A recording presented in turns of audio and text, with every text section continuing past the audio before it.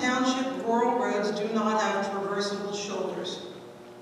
I do believe the white edge line is beneficial at night or in fog conditions to delineate the edge of the road surfaces. And that current road marking policy was developed about 15 years ago.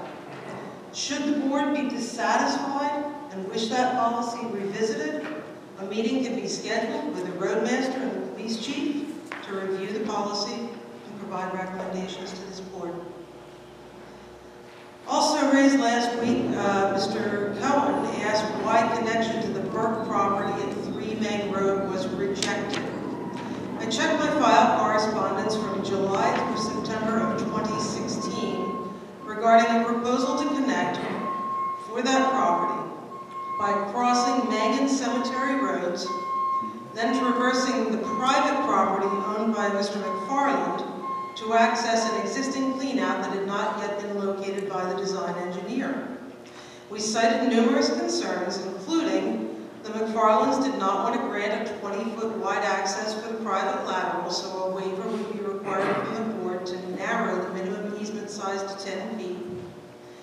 If the directional drilling were unsuccessful, 2 recently paved township roads would have to be cut and trenched. And the drilling needed to cross under a 38 by 42-inch corrugated metal pipe at Cemetery Lane and Main Road, avoid a gas line, and avoid a water line. A profile of the proposed force main was never submitted. We suggested to the designer an alternate route that might have less challenges. The township manager offered to contact the owner of the adjoining property to facilitate the alternate route. That's where my records end. This information can be confirmed in the Board of Supervisors meeting minutes from August 30th of 2016. The plan was not rejected.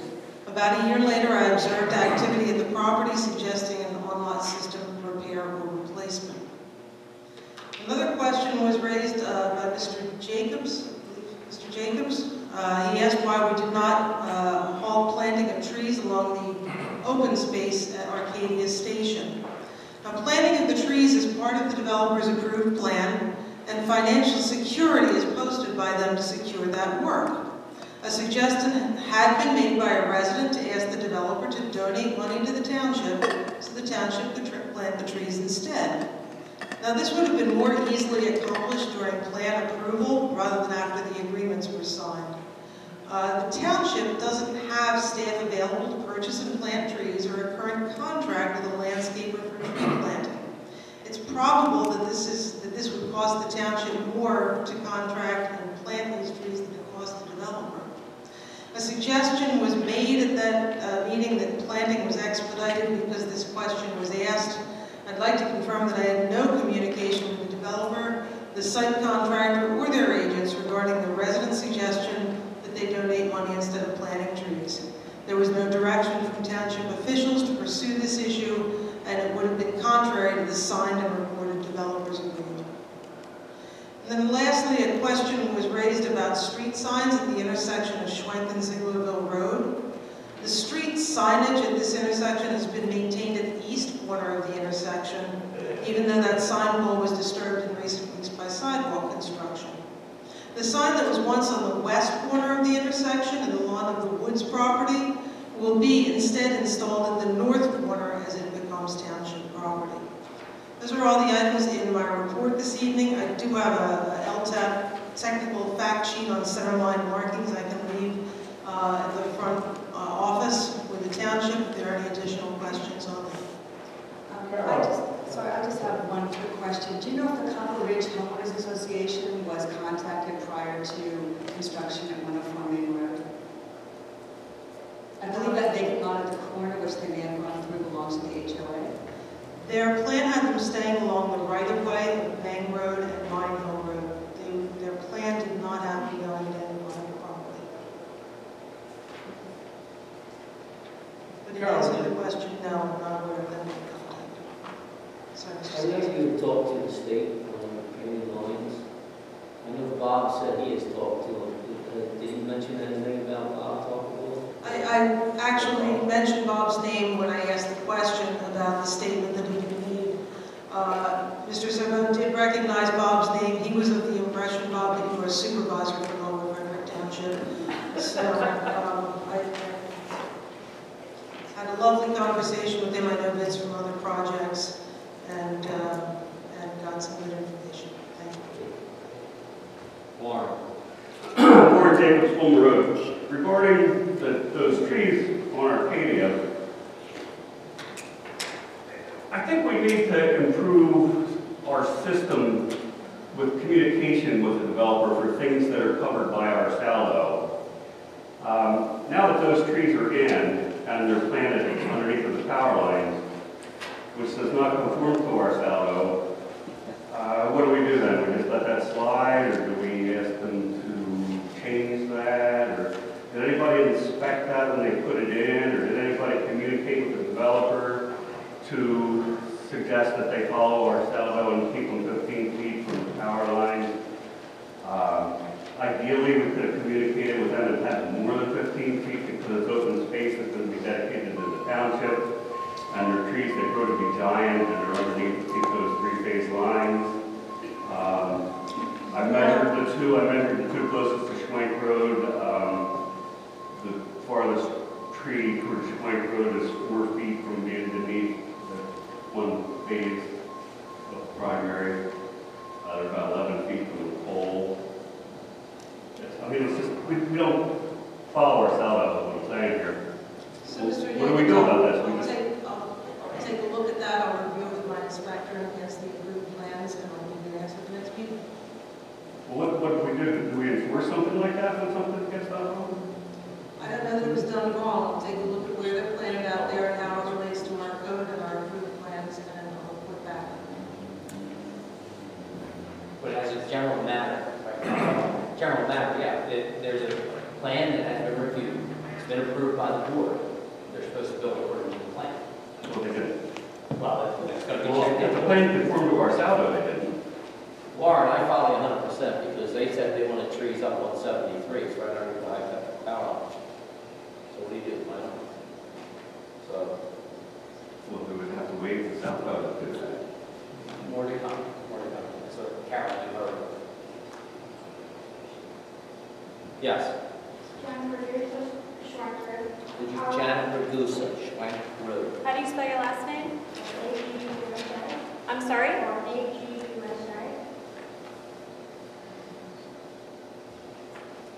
you. I don't really need the trees because there are a lot of weeds. The paving stuff that's going to be done on that road. Does anybody have any idea how long we're going to have to wait till we get our lawns cleared up?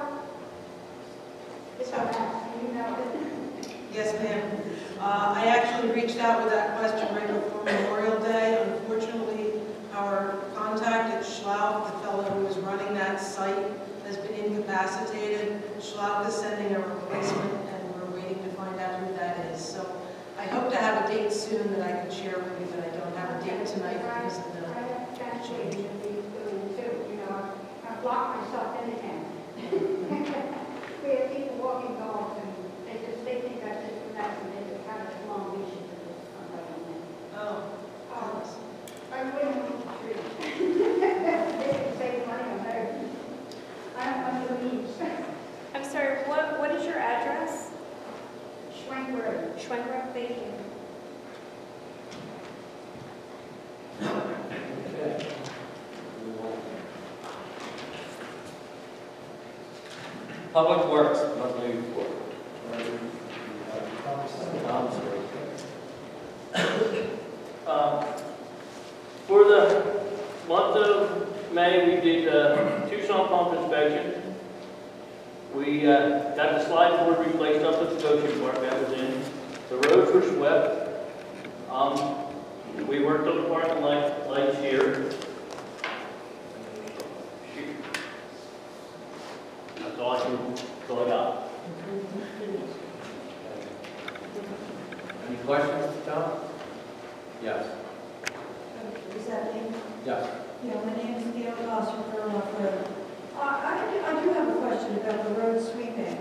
I think I saw a vehicle coming down my road, the Gerloff Road, with water being sprayed and these things going around that were doing something to the ground, to the paved road surface. And I just would like it explained to me what that was trying to achieve.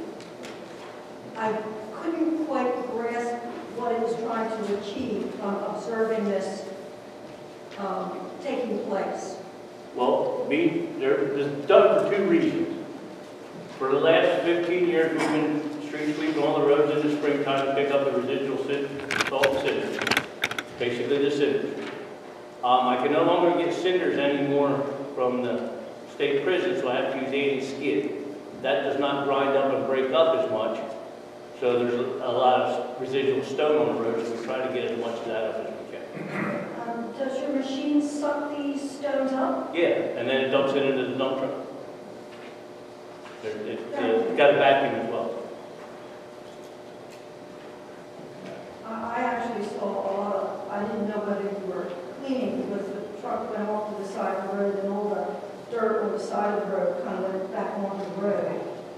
So I was curious, very curious what I wasn't personally there. One of the guys was with them. I can't answer to that. Yeah, I mean, But he should have come back through and picked it up. It's a rural road. Yeah. Yeah. Thank you. Okay, move on to the police monthly report. Yeah, sure, be happy to. During the month of May, there were 237 calls for service. 175 of those were handled by our police department. The remaining 62 were covered by the Pennsylvania State Police. On May 13th at 2:55 p.m., two Black Mill suspects stole approximately $800 worth of over-the-counter painkiller medications from CVS. It was discovered that on the same day, Limerick Township investigated a similar incident also at the CVS. Currently, there is a joint investigation underway between the two police departments. On May 16th at 10:50 a.m., two white male suspects attempted to pass 5 counterfeit $20 bills at CVS. A staff member of the pharmacy refused to take the money and the suspects fled. On May 22nd at 12:40 a.m., an unidentified male broke into a security cage at the U.S. gas station on North Travel Pike. The suspect removed 6 20-pound propane tanks. The suspect was operating a dark-colored Chevy Avalanche truck. Police recovered a log splitter that had been stolen from the residence on Hendricks Road. The splinter was entered into the NCIC by Corporal Milligan and was subsequently located by the Roanoke County Sheriff's Department in Virginia. Arrangements are underway to return the log splitter to Pennsylvania and to its owner. On Saturday, June the 8th at 9 a.m. to noon, State Representative Marcy Topol will be holding a document shredding event at the Perkiomen Valley Middle School West. On July 18th at 6 p.m., located at the Milford Township building in Quakertown, Senator Bench will be hosting the Concealed Handgun Carry Seminar. The guest speaker will be Attorney Philip Klein, and attendants will learn about Pennsylvania's concealed carry law, your Second Amendment rights, firearm estate planning, how to safely interact with police while carrying, and how to obtain a concealed carry permit. To register, call the Senator's District Office at 215-541-2388. And finally, the Police Department received checks totaling $1,169.60 from various sources throughout the department. This money represents fines and restitution paid by defendants in criminal and traffic-related matters.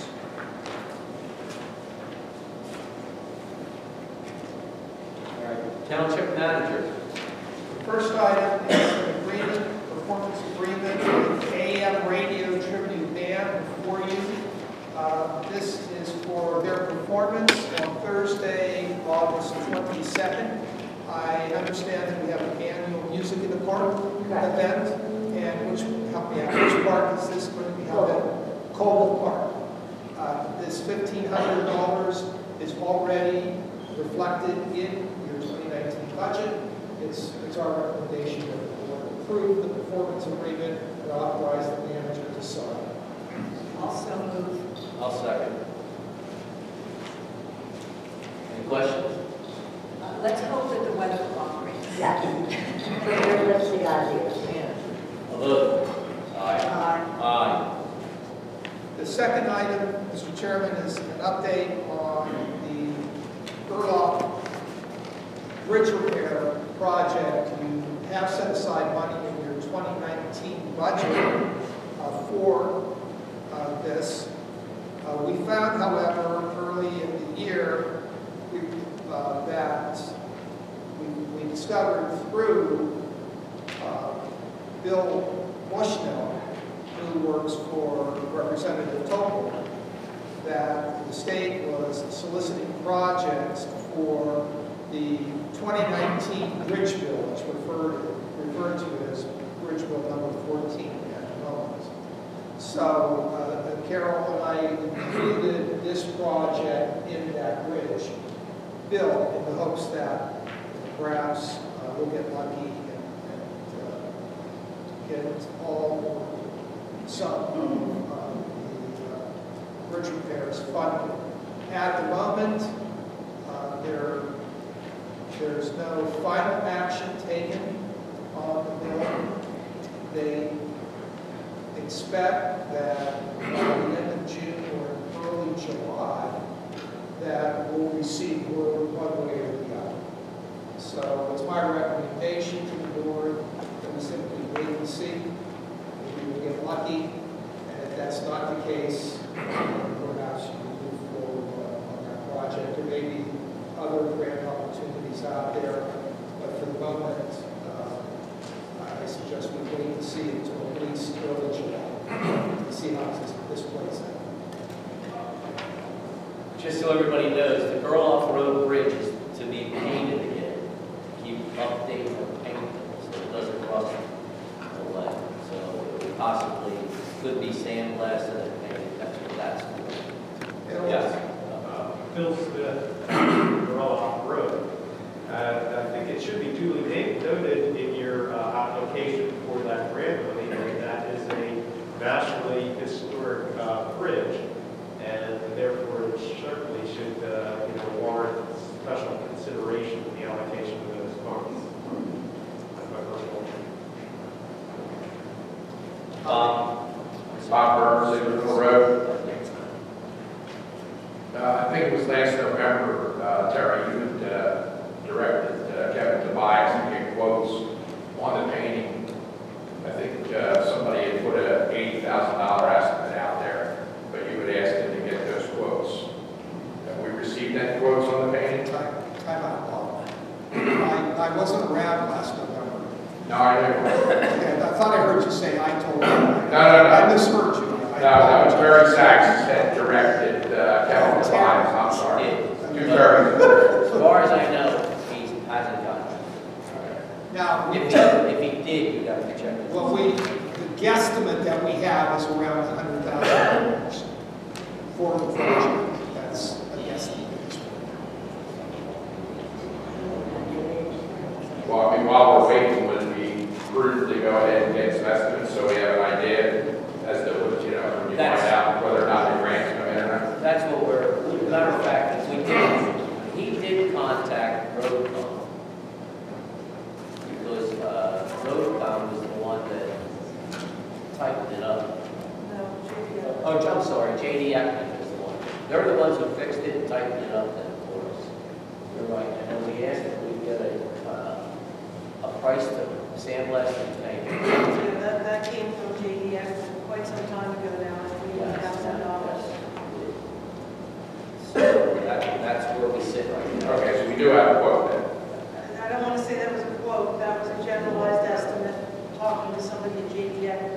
who helped us with the repair of the bridge.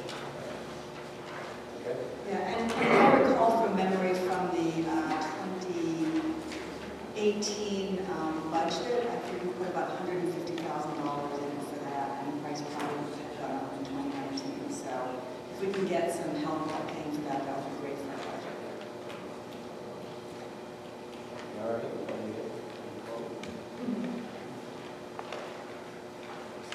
Solicitor. Thank you, Mr. Chairman. First, I'd like to announce that the board conducted an executive session prior to the meeting tonight concerning personnel issues.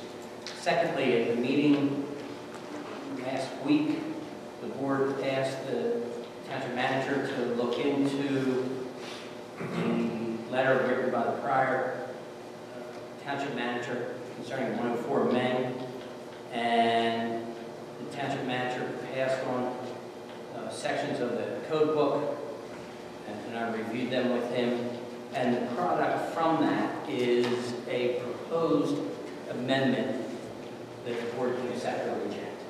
And this is amending Chapter 123 of the Township Code regarding building, sewers, and connections.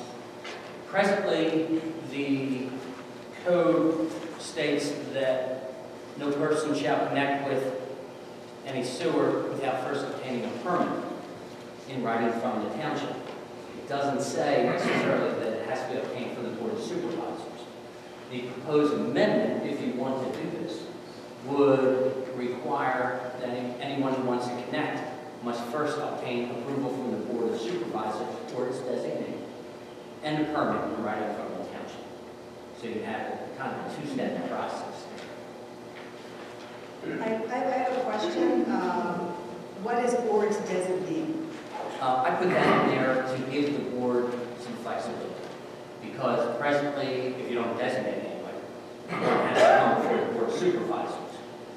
It may be that you want that for the first couple of months, couple of years, whatever you think, but in the future, you may want to simply designate the township manager to deal with these issues, as happens in some municipalities. Okay, and also at the end of that sentence, it looks like there are 4 extra full stops. Is that a mistake? No, because it just was noting that we're going from 123-3A to 123-3C. I just wanted to note. Okay, and in the next paragraph, it talks about a fee charge imposed by the capital A authority. Who is the capital A authority? So that's in the code presently. The only change in that section is or the township. I want to add in or the township because I think that's just charging the tapping fees these days. I'm sorry, but it currently says by the, who is the authority? That's kind of my question. So I figured that was probably a carryover from a prior situation. That's how it reads today. Well, it should be. Right. So we can simply delete the authority and simply insert the township, or simply say by the authority or the township. Well, if we don't know who the authority is, it doesn't do us any good having it in there. We can do that very easily. So we'll delete the authority and insert the